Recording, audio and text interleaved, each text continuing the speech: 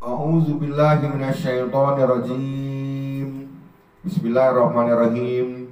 Rabbi shrah li sadri wa yassir li amri wahlul 'uqdatam min lisani yafqahu qawli. Rabbi zidni ilma, Rabbi zidni ilma, Rabbi zidni ilma. Subhanaka la ilma lana illa ma 'allamtana innaka antal alimul hakim. Rabbi a'udzu bika min hamazatis syayatin wa a'udzu bika rabbi ayyahdurun. Innahu min Sulaiman wa innahu bismillahirrahmanirrahim.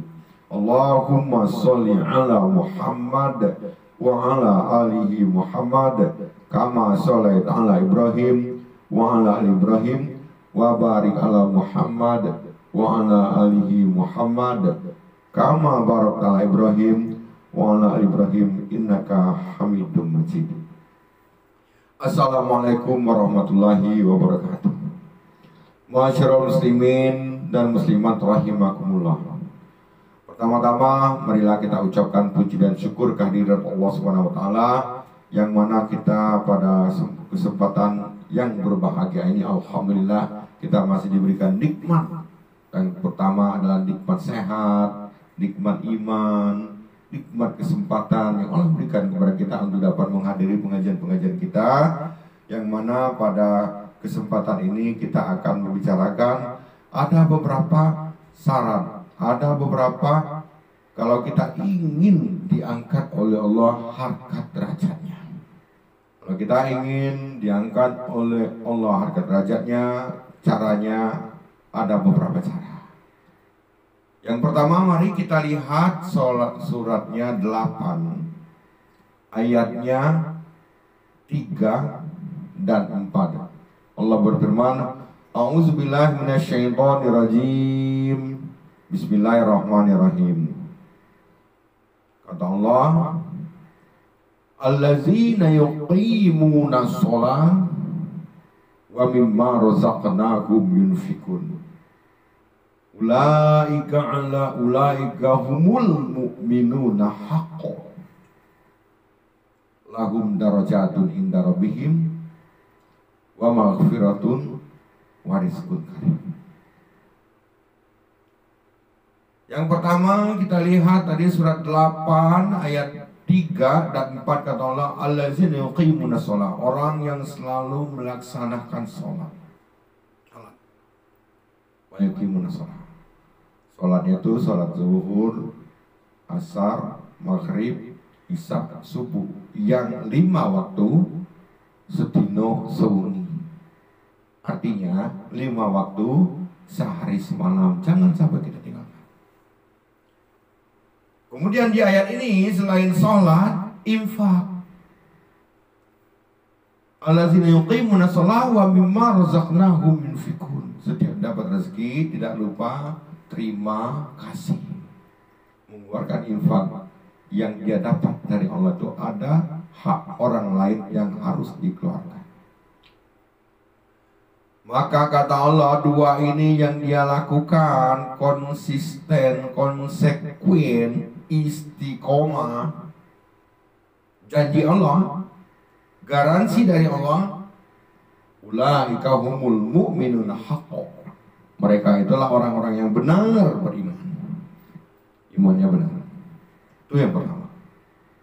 Yang kedua, janji Allah, orang yang sedang melaksanakan salat dan infak ini, lahum darajatun inda rabbihim, Allah angkat harkat derajatnya. Yang ketiga, wa maghfiratun, Allah ampuni dosa-dosanya. Kita ini kan banyak dosa.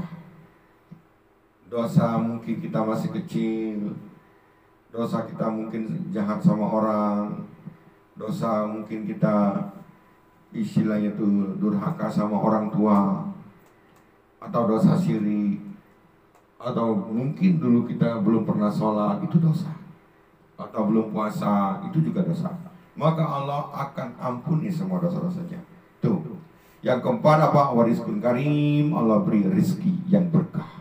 Nah ini, padahal yang kita kerjakan cuma 2, tetapi hadiah dari Allah 4. Apa itu 2 tadi? 1, orang yang melaksanakan sholat. Yang kedua, orang yang mengeluarkan infak. Masyarul muslimin yang berbahagia, kalau kita lihat memang betapa pentingnya sholat itu. Sampai-sampai Allah katakan dalam surat yang lain, suratnya 2 ayat 238, 239, Allah berfirman, "A'udzubillahi minasyaitonirrajim, hafizu 'ala sholawati was sholatil wusta." Peliharalah seluruh sholatmu. Seluruh sholat kita itu harus pelihara, harus jaga.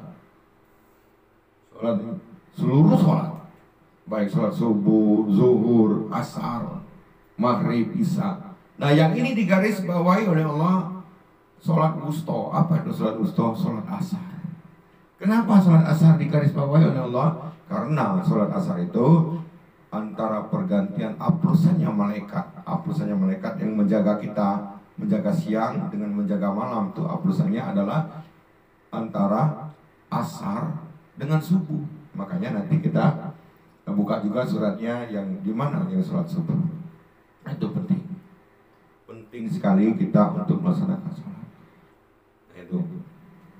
Coba kita lihat lagi yang mana tadi yang saya katakan bahwa sholat subuh. Kita lihat suratnya 17 ayatnya 78.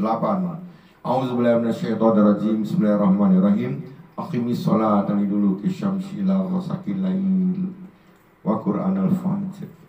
Inna qur'anal fajri kana mashhuda. Dirikanlah sholat mulai tergelincir matahari, yaitu zuhur, asar sampai gelap malam, maghrib dan isya. Dan dirikanlah sholat subuh, sesungguhnya sholat subuh itu disaksikan oleh para malaikat. Nah, ini penting sekali sholat. Luqman juga memerintahkan anaknya, "Auzubillahi minasyaitonirrajim, ya bunayya aqimis sholat." Wahai anakku, laksanakanlah sholat. Ta'muruna bil ma'ruf, dan ajarlah orang untuk berbuat baik. Wa tanha 'anil munkar, dan cegahlah mereka untuk melaksanakan kemungkaran. Wasbir ala ma asabak, dan bersabarlah dalam melaksanakannya, karena hal-hal itu adalah paling diutamakan. Nah, ini itu adanya dalam surat 31 ayatnya 16. Di dalam surat yang lain lagi Allah berfirman, suratnya 20 ayatnya 132, perintahkanlah keluargamu untuk melaksanakan sholat. Berarti di dalam keluargamu itu, di dalam rumahmu itu, mungkin ada bapak, ada ibu, ada anak, ada menantu, ada staf ahli depan, staf ahli belakang. Kita punya kewajiban untuk memerintahkannya untuk melaksanakan sholat. Nah, dengan kita memerintahkan dia melaksanakan sholat, kita rajin sholat, dia juga rajin sholat. Kata Allah, apa janji Allah? Aku tidak meminta rezeki, aku tidak meminta makan kepada kalian yang rajin sholat itu, melainkan akulah yang akan memberi kalian makan. Nah, ini penting. Di dalam surat yang lain lagi, suratnya 29 ayatnya 45, Allah berfirman, "A'udzubillahi minasyaitonirrajim. Bismillahirrahmanirrahim. Utslu ma uhiya ilaika minal kitab." Bacalah Alkitab, bacalah Al-Qur'an. Dengan kita membaca Alkitab, tapi baca Arabnya, baca artinya, pahami, hayati, amalkan. Kemudian apa lagi kata Allah? Setelah kita disuruh baca kitab, baca Al-Quran, dirikanlah sholat.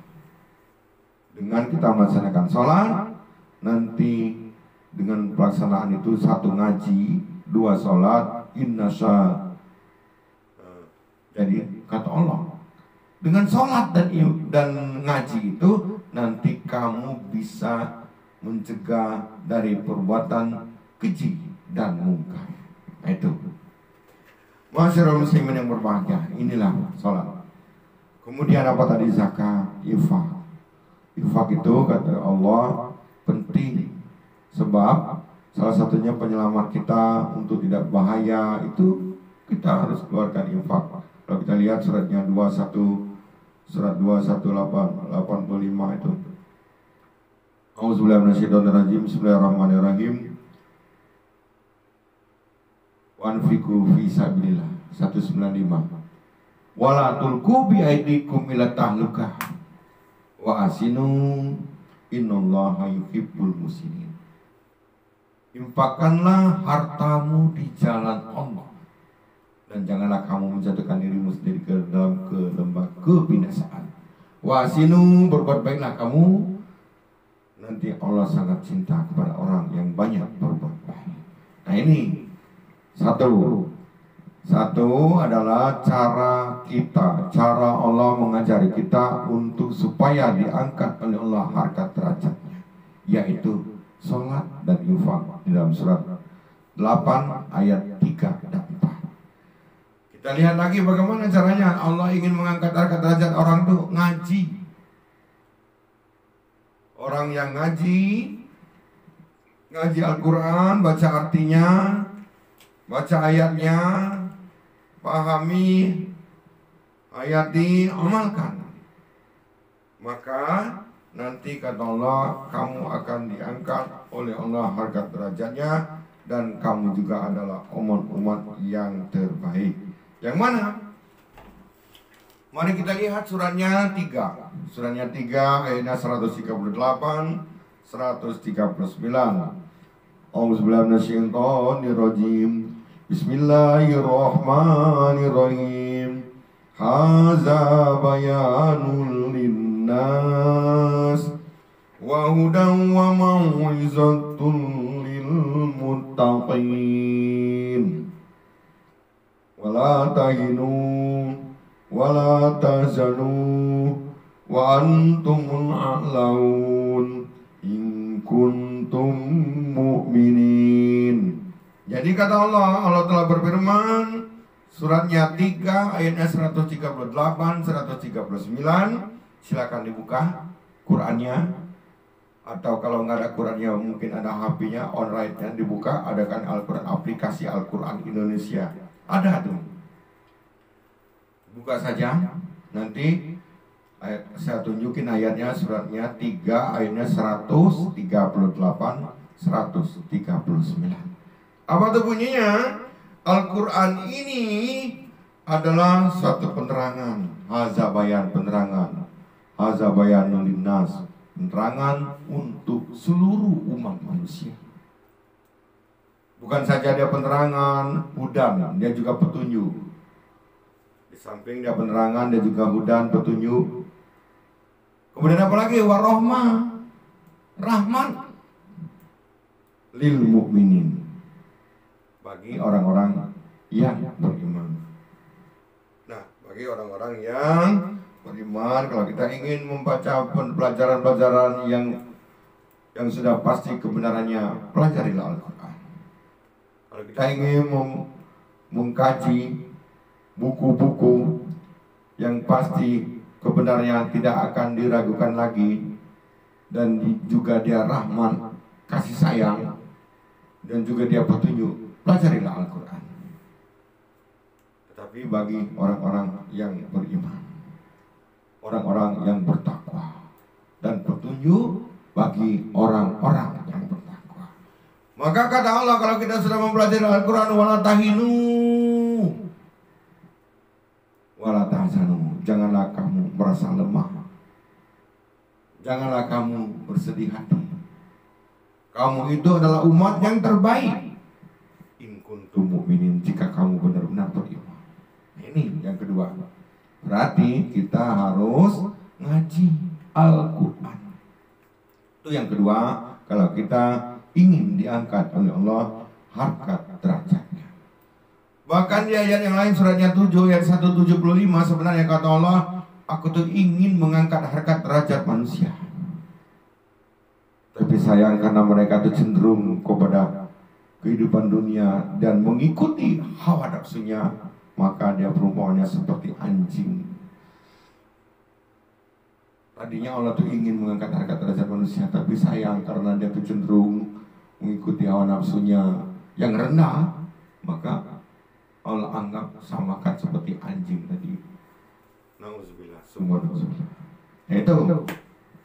Kemudian apa lagi? Dengan ngaji itu, kalau kita lihat, kalau ingin diangkat oleh Allah harkat derajatnya, beberapa derajat Allah angkat. Suratnya 58 ayat 11, berlapang-lapanglah kamu di majelis. Kalau Kita berlapang-lapang di majelis, berarti kalau ada undangan pengajian, ayo ikut, datangi, hadiri. Di mana tempat pengajian, ayo hadiri. Dan juga kita berlapang-lapang, kita simak dengan teliti, catat. Kemudian nanti jika kamu disuruh berdiri, berdirilah. Berarti apapun hasil pengajian itu harus kamu amalkan. Nanti Allah akan tambah ilmunya. Allah angkat harkat derajatnya beberapa derajat bagi orang-orang yang berilmu dan beriman. Nah, itu penting nanti. Masyarakat muslimin yang berbahagia. Nah, itu yang pertama adalah kalau kita ingin diangkat oleh Allah harkat derajatnya, caranya satu tadi sholat dan infak. Yang kedua ngaji.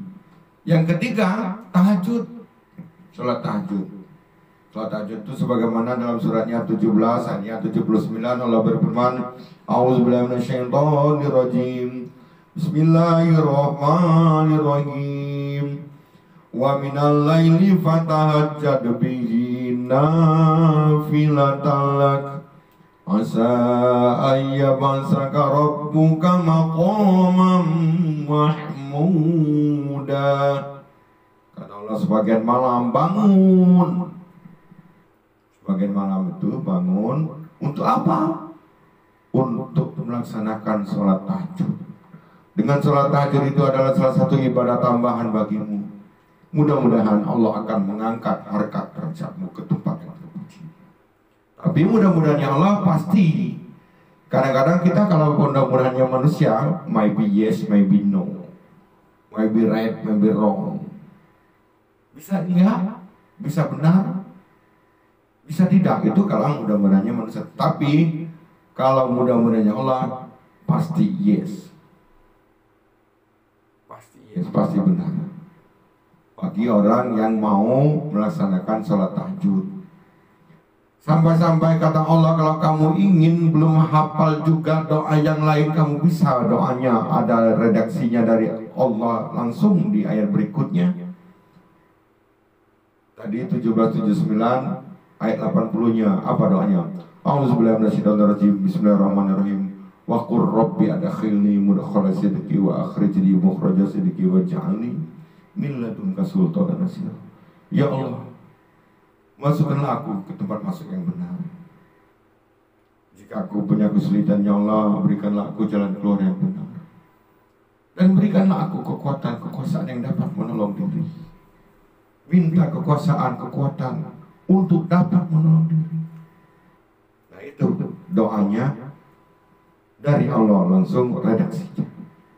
Seumpamanya doa itu juga kita belum bisa, kita bisa doa yang lain, doa sapu jagat, boleh. Apa tuh? Rabbana atina fid dunya hasanah wa fil akhirati hasanah wa qina azabannar. Boleh. Nah, ini tahajud penting.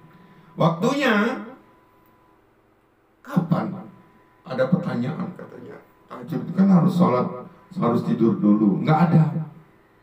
Di dalam Al-Quran tuh enggak ada syarat sholat tahajud itu harus tidur dulu. Tapi sebaiknya tidur, ya bisa. Karena supaya lebih fresh. Tetapi syarat untuk tahajud tidur dulu nggak ada. Kasihan sama orang yang jaga, yang tugas malam, atau dia kerja, waktunya dia kerjanya malam. Anaknya punya ingin ujian, atau dia punya permasalahan, dia ingin mengadu kepada Allah untuk sholat tahajud, nggak bisa. Kenapa? Saya belum tidur, nggak bisa. Nah, itu makanya nggak ada syaratnya sholat tahajud itu harus tidur dulu. Tapi sebaiknya tidur dulu, iya benar bisa. Bagaimana kalau orang tidak bisa tidur? Berarti dia nggak tahajud. Kan ada orang yang susah tidurnya. Loh, sholat tahajud itu waktunya kapan? Bisa separuh malam, kurang dari separuh malam itu, atau lebih dari separuh malam itu. Itu adalah suratnya 73. Surat 73 ayatnya 1 sampai dengan 8. Jadi, hai orang-orang muslimun, bangunlah untuk melaksanakan sholat, meskipun sedikit. Waktunya separuh malam, atau kurang dari separuh malam. Bisa dari jam 12, bisa dari jam 11, atau lebih dari separuh malam itu, bisa jam 2, jam 3, setengah 4, bisa. Bacalah Al-Quran yang mudah. Jadi baca Al-Quran pun yang mudah, nggak usah yang sulit-sulit. Nanti dengan orang yang melaksanakan sholat tahajud itu, kata Allah, dia akan memberikan perkataan yang berbobot. Bangun di waktu malam itu adalah lebih khusyuk, lebih berkesan kamu untuk melaksanakan mengadu kepada Allah, menghadap kepada Allah, meminta kepada Allah. Padahal sedangkan kamu kalau siang hari kamu banyak urusan. Ini kata Allah, makanya kita sholat tahajud.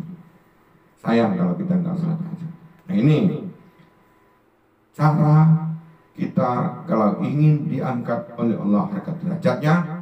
Tadi yang pertama surat 8 ayat 3 dan 4, sholat dan infak. Yang kedua ngaji. Yang ketiga tahajud. Nah ini itu saja sudah. Kalau kita amalkan itu, insya Allah nanti akan Allah angkat derajatnya. Kalau kita lihat lagi yang mana? Apa? Perbaiki hubungan kepada Allah, perbaiki kepada hubungan sesama manusia.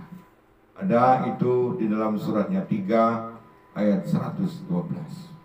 Allah berfirman, A'udzubillahi minasyaitonirrajim. Bismillahirrahmanirrahim. Duribat alaihim zillatu ainama sukifu illa bihablin minallah wa hablim minan nas. Telah diliputi kehinaan di mana saja kamu berada. Mau di mana saja kamu dihina. Hina. Mau di Jawa hina, di Padang hina, di mana-mana hina, di luar negeri hina, kecuali ada yang tidak hina. Apa? 2. 1, dia memperbaiki hubungan kepada Allah, berarti dia hablum minallahnya baik, salat ibadahnya baik, tidak syirik. Yang kedua, wahablum minan nas, orang memperbaiki hubungan kepada sesama manusia, berarti hubungan silaturahmi. Kalau dia tidak dijaga hubungan kepada Allah, tidak dijaga hubungan kepada sesama manusia, maka dia akan mendapatkan kehinaan. Nah, mudah-mudahan barangkali dengan pengajian kita yang sedikit ini, nanti lain kali kita sambung lagi.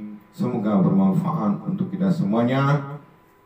Kebenaran itu datangnya dari Allah Subhanahu wa taala, yang salah dari saya sendiri. Saya mohon ampun kepada Allah dan minta maaf kepada bapak-bapak, ibu-ibu hadirin rahimakumullah. Nanti jangan lupa kalau yang belum subscribe, like, pencet loncengnya, share, and comment. Lebih dan kurang yang mohon maaf. Wassalamualaikum warahmatullahi wabarakatuh.